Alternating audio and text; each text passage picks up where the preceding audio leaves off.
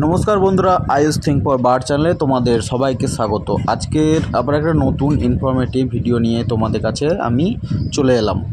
তো আজকে তোমরা দেখতে পাচ্ছ যে পাখিদেরকে কিন্তু আমি কলমি শাক খাওয়াবো। এই কলমি শাকের গুরুত্ব কিন্তু অনেক বেশি। তো আমরা যারা পাখি পালন করি তো তারা কিন্তু মূলত গ্রিন ফুড বা গ্রিন ভেজিটেবল হিসাবে যেগুলো ইউজ করি তার মধ্যে কিন্তু এই কলমি শাকটা কিন্তু খুবই গুরুত্বপূর্ণ। তো আমি আমার এই ভিডিওতে আজকের তোমাদের এই কলমি শাকের গুরুত্ব তোমাদেরকে আমি বোঝাবো এবং পাখিদেরকে কেন কলমি শাক খাওয়াতে হবে সেইটা নিয়ে আমি আলোচনা করব। তো চলো ভিডিওটা শুরু করা যাক। তো কলমি শাক হচ্ছে কি এমনই একটা শাক যেটা হচ্ছে কি আমাদের পাখিদেরকে কিন্তু শরীরে খুবই উপকার এবং এর মধ্যে যে গুণাগুণগুলো আছে সেগুলো কিন্তু পাখিদের জন্য খুবই দরকারি।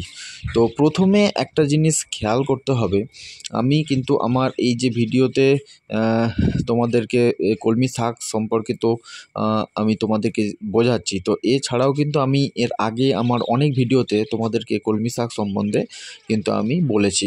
তো তবু হলেও আজকের আমি চলে এসেছি, যেহেতু গরমের সিজন পড়ে গেছে। তো গরমের সিজনের সময়ে আমরা যদি পাখিদেরকে গ্রিন ফুড বা শাকসবজি দিয়ে থাকি তো সেই শাকসবজির মধ্যে কলমি শাকটা কিন্তু থাকেই থাকে। কারণ এবারে আমি তোমাদেরকে বলি যে এই কলমি শাকের মধ্যে কি কি গুণাগুণ আছে। কলমি শাকের মধ্যে আছে vitamin A, vitamin C, vitamin K এবং এছাড়াও আছে আয়রন আছে, ক্যালসিয়াম আছে, ম্যাগনেসিয়াম আছে। এছাড়া কিন্তু আরও অনেক কিন্তু গুরুত্বপূর্ণ উপাদান আছে যা হচ্ছে কি মানুষের শরীরে যেমন খুবই দরকারি সেরকম পাখিদের শরীরেও কিন্তু খুবই দরকারি।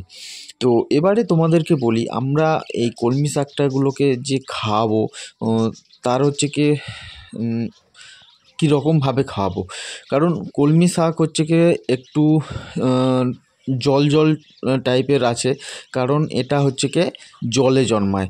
তো সেই কারণে কিন্তু কলমি শাকের ভেতরে প্রচুর পরিমাণে জল আছে।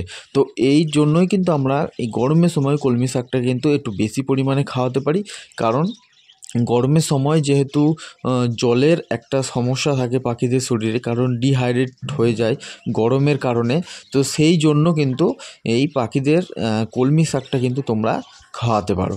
তো এবারে এই কলমি শাকটা তোমরা মোটামুটি সপ্তাহে 2 থেকে 3 দিন কিন্তু তোমরা ম্যাক্সিমাম খাওয়াতে পারো এবং এই কলমি শাক খাওয়ালে কিন্তু তোমাদের পাখিদের অনেক কিন্তু সমস্যা কিন্তু দূর হয়ে যাবে। কারণ তোমাদেরকে একটা কথা খুলে বলি, আমরা যারা ব্রিডিং করাই ব্রিডিংয়ের জন্য কিন্তু অনেক সময় দেখি যে পাখিকে ব্রিডিং কোর্স করাচ্ছি। তো ব্রিডিং কোর্স করানোর পরেও পাখি কিন্তু ঠিকমতো ব্রিডিং আসছে না, ব্রিডিংয়ে আসছে না। তো সেক্ষেত্রে আমাদেরকে কিন্তু মানে মেডিসিনের উপরে সবসময় যদি আমরা পড়ে থাকি তাহলে কিন্তু পাখিদের শরীরে ব্যাড এফেক্ট কিন্তু আসতে পারে এই মেডিসিনের কারণে।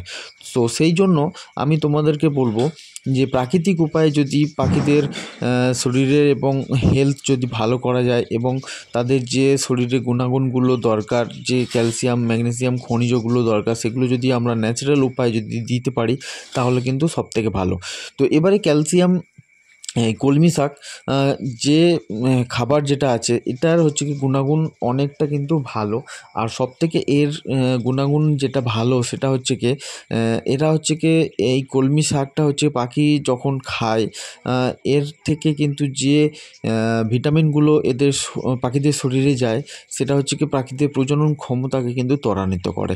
তো আমরা অনেক সময় দেখে থাকি আমাদের পাখি জোড়া নিয়েছে কিন্তু সেই মতো তারা ব্রিডিংয়ে আসছে না, ডিম পাড়ছে না। তো পাখিদের দ্রুত কিন্তু ডিম পাড়াতে সাহায্য করে এই কলমি শাক। তো সেই জন্য কিন্তু আমরা চেষ্টা করব কলমি শাকটা কিন্তু পাখিদের প্রতিনিয়ত খাওয়াতে। এক্ষেত্রে আমি একটা কথা বলে রাখি, কলমি শাকটা কিন্তু বদ্রিকা পাখি থেকে শুরু করে ফিঞ্চ, জাভা, লাভবার্ড সবাইকে কিন্তু ইভেন ককাটেল তো সব পাখিকে কিন্তু আমরা এই কলমি শাকটা কিন্তু খাওয়াতে পারি।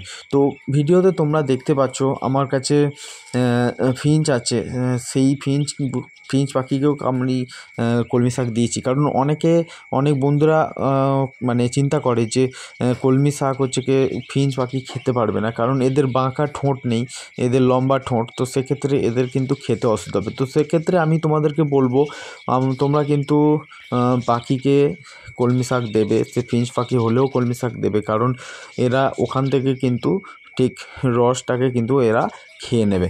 আর পাখিদের শরীরে যে রসটাই যাবে সেইটা কিন্তু সবথেকে গুরুত্বপূর্ণ এবং উপকারী। তো এবারে তোমাদেরকে বলি আমরা এই কলমি শাকটা কখন দেব। কারণ যেহেতু এই কলমি শাকটাতে জলের পরিমাণ প্রচুর আছে, তো সেক্ষেত্রে কিন্তু আমাদের খেয়াল রাখতে হবে এটা মোটামুটি 10টার পর 11টা 11:30 মানে ঠিক দুপুরের সময় কিন্তু মোটামুটি আমাদের এই কলমি শাকটা কিন্তু পাখিদেরকে খেতে দিতে হবে।